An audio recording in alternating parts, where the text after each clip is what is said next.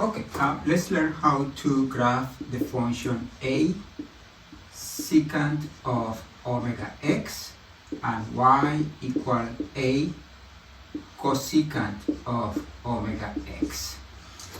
The first observation is that the graph of this function has asymptotes, and it has and every piece of a graph looks something like a U. It has a minimum and is something like this, and it keeps getting closer and closer to the asymptote.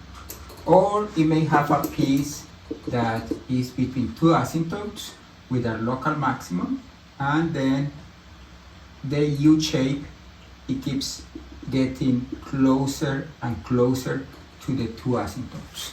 Then each one of these graphs is made out of pieces that looks like this, like U's between two asymptotes. Let's see how we do them.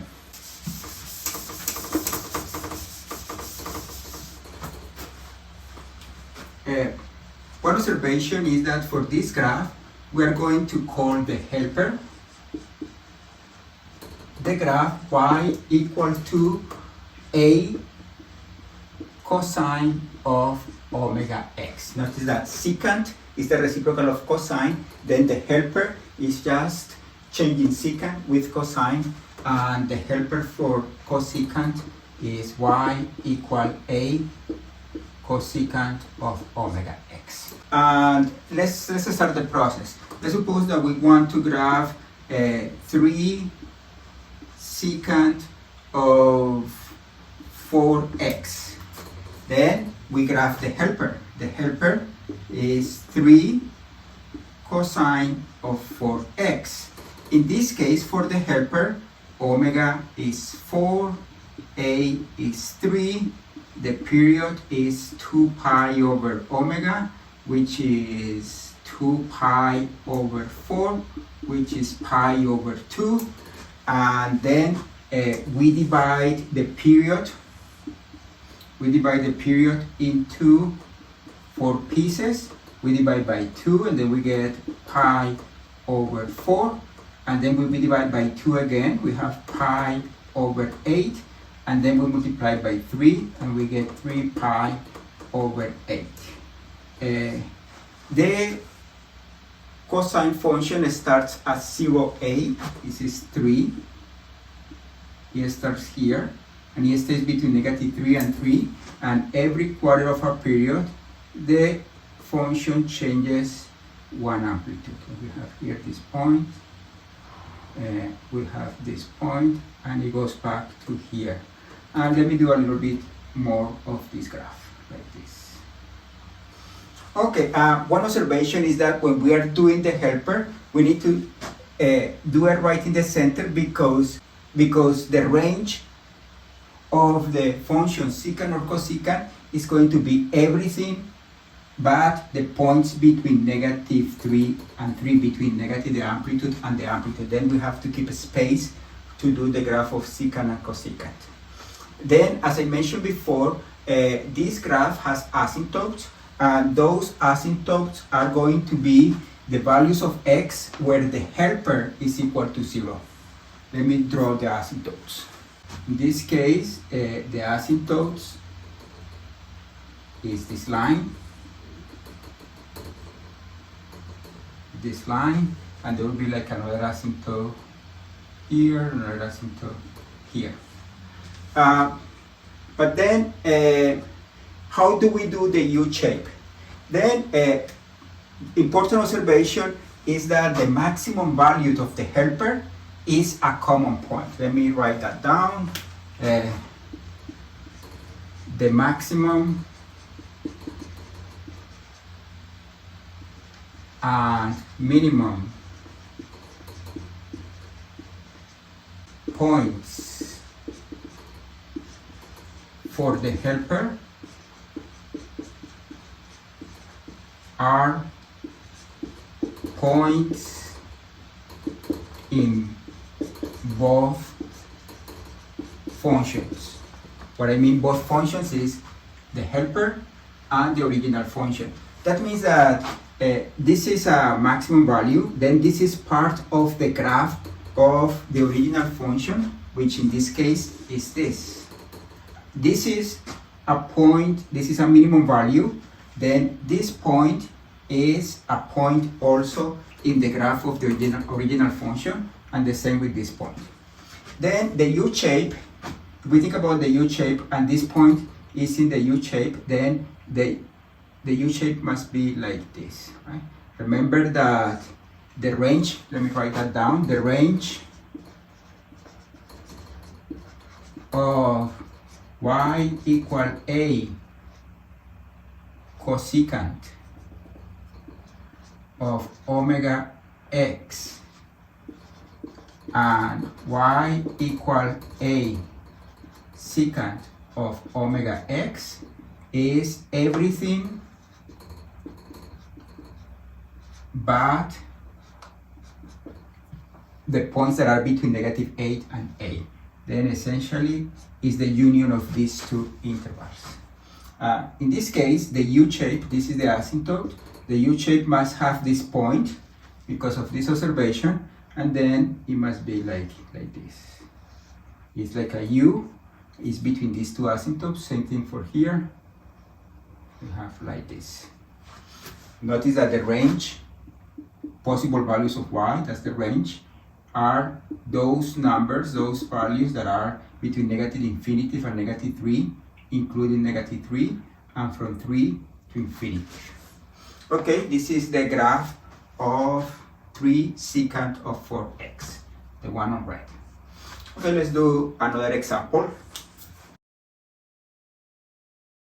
Let's do y equal negative 4 cosecant of 2x. Then in this case, the helper is y equal negative 4. The reciprocal of cosecant is sine, then sine of 2x. And then we need to graph the helper. In this case, a is negative 4, omega is 2, the period is 2 pi over omega, which is 2 pi over 2, which is pi. And then we draw the helper, and it's going to be between negative 4 and 4. Notice that I'm making sure to keep enough space to do the graph of the original, which is cosecant. And let me graph the helper. The helper, the period is pi. We divide the period into 4 pieces. We divide by 2, and then we divide by 2, and we multiply by 3. And then the sine function starts at 0, 0, and we will go up or down. In this case, a is negative. That means that we go down, and every quarter of a period we change an amplitude. And then we have this and this. Then this is the graph of the helper.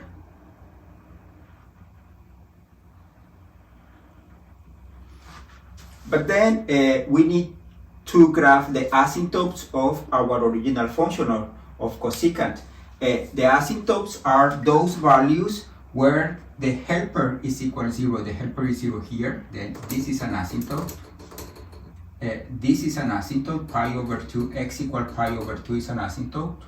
And here, x equal pi is an asymptote. The maximum and minimum points for the helper, this point and this point, they are points in both functions. Then they are both points in the original and here. And then in this case, the U-shape it has this point, and it must be between negative infinity and negative 4, then it must be like this. And here, for this, we have the graph is like that. Then this is the graph, this part is the graph of negative 4 cosecant of 2x. If we want to do more pieces, we just have to keep graphing the helper and doing the same thing. Let me do one last example.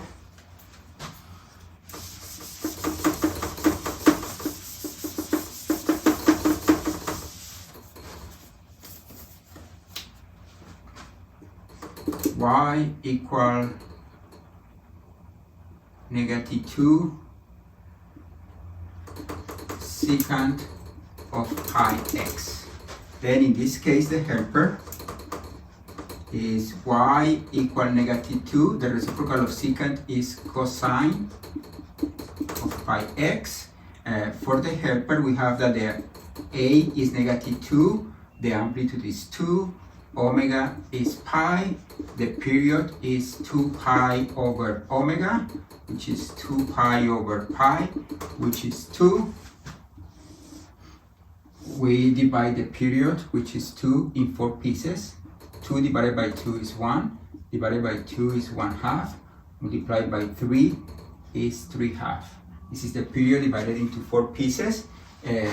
The amplitude is 2, that means that the helper changes between -2 and 2, and y equal a cosine of omega x starts at a.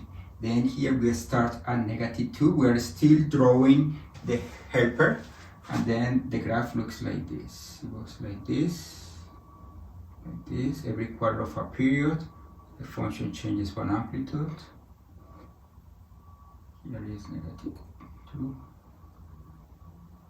And this is the point 2, -2.